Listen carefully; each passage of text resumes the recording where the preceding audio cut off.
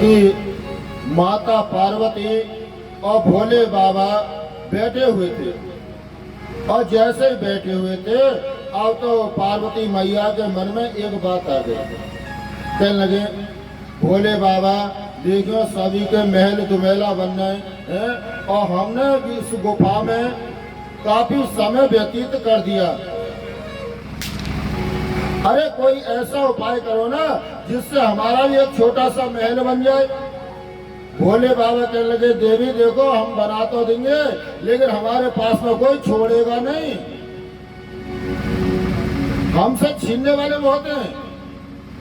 कहने नहीं भोले बाबा संग की सहेली तानो मारे हैं, देखियो पार्वती हमारा महल देखो कितना बड़ा है और तुम्हारे कहा है तुम्हारी एक छोटी सी गुफा, एक महल तैयारी कर दो।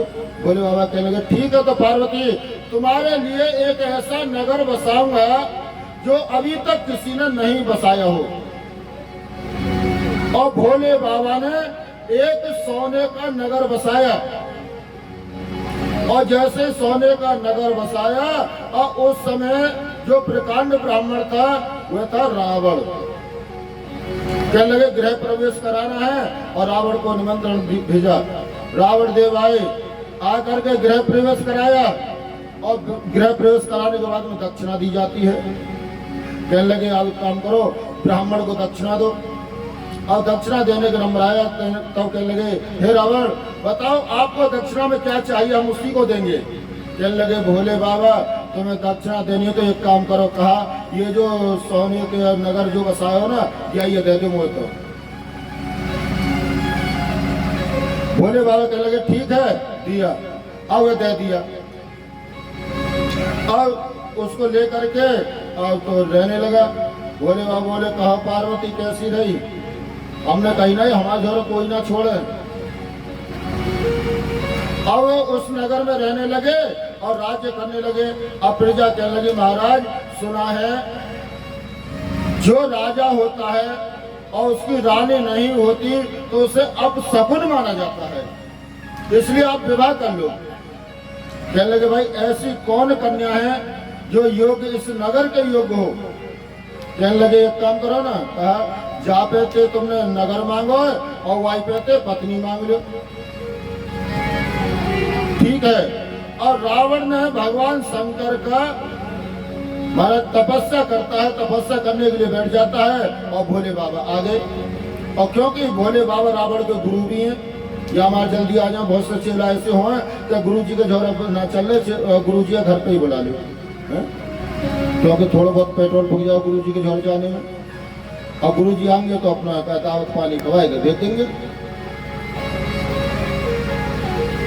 ये रावण यहीं बुला लेता था भोले बाबा को, और भोले बाबा की तपस्या की, भोले बाबा प्रकट हो गए।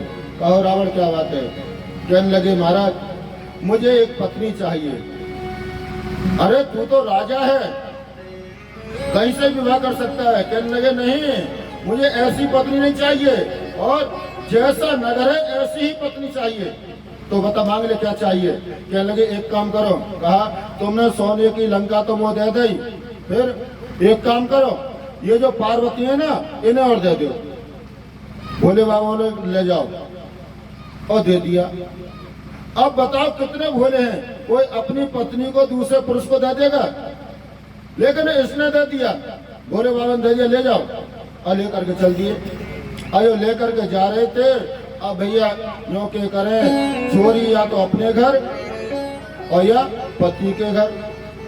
अब पति तो दान कर चुके, पति ने दान कर दिया, अब कौन याद करें। बोले भैया याद आवेगा तो, और भैया को याद किया, और भैया कौन है भगवान विष्णु। और वो प्रकट हो गए आकर के, और जैसे प्रकट हुए और भेष बदल करके आए। कहने लगे अरे रावण कहो अरे कहाँ जा रहे हो और कहाँ से आए हो। कहने लगे मैं अपने लिए पत्नी लेकर के आया हूँ। अच्छा कहाँ से लाए हो। भोले बाबा पे से पार्वती को लेकर के आ गया। अरे उल्लू तो अकल ना आई कभी है? कैसे।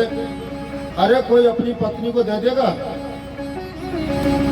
अरे तो नकली पार्वती दे रही है, असली तो भोले बाबा ने अपने झोरे रख ली। कहने लगे असली और नकली में फर्क क्या है कि जो असली होगी तो उसमें से सुगंधी आएगी और नकली होगी तो उसमें से दुर्गंध आएगी। और इतना मौका पार्वती को मिल गया और पार्वती ने अपने शरीर में दुर्गंध उत्पन्न कर दी। और रावण ने जैसे सूंघा तो कहने लगे ये तो नकली है। कहने लगे असली कहाँ मिलेगी कि पातालपुर में मिलेगी। रावण गया और वहां से जाकर के मंदोदरी को ले आया। गोविंद भगवान की